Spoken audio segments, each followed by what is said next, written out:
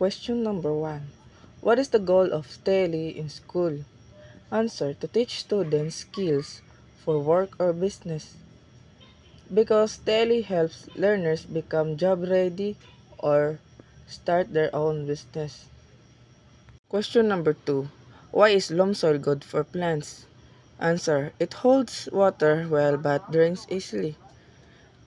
It's because it has the right mix of sands, clay, and soil perfect for plants. Question number 3. What is blueprint? Answer: a drawing that shows how to build something. It guides workers to build things correctly. Question number 4. What does ROI means? Answer: return on investment. It shows if a business is earning money from what it spent. Question number 5. What is preventive maintenance? Answer: regular checkup of tools to avoid damage. It keeps tools working and safe to use.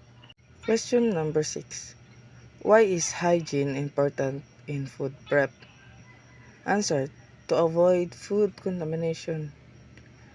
Clean hands and tools keep food safe to eat. Question number 7. What are the 5 M's in business?